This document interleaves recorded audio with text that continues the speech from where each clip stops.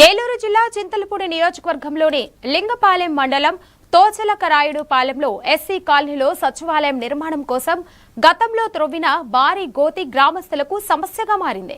గోతిలో చెత్త, మురుగునీరు చేరడంతో దోమలు, విషసర్పాలు పెరిగి ప్రజలు ఇబ్బందులు పడుతున్నారు. గతంలో ఓ చిన్నారి గోతిలో పడిన ఘటన కూడా చోటు చేసుకుంది. వెంటనే గోతిని పూడ్చి ప్రజల సమస్యలను పరిష్కరించాలని కాలనీ వాసులు ఎమ్మెల్యే సొంగ రోషన్ కుమార్ అధికారులను కోరుతున్నారు.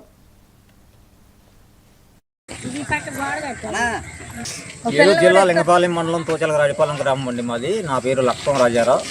ఇక్కడ ఈ గత ప్రభుత్వం అప్పుడు ఇది సచివాలయం కడతాకని తీశారండి. ఈ గొయ్య ఊరు గ్రామం మధ్యలో ఉంది ఇది. అయితే ఇది కొన్ని కారణాల వల్ల అది కట్టలేకపోయారు. అందుకోసమని చెప్పి ఇప్పుడు ఇది నిరుపయోగంగా ఉంది. ఇది వర్షాకాలం వచ్చే తర్వాత ఫుల్గా నిండిపోయి ఉంటుంది. ఇంత పిల్లలు మొన్న ఈ పిల్ల పడిపోయిందండి పోయిన సంవత్సరం.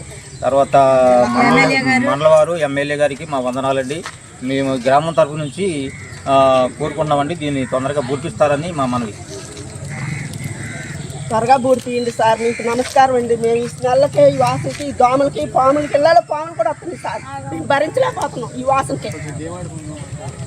ఎమ్మెల్యే గారు సపోర్ట్ చేయమని చెప్పండి సార్. చెప్పండి.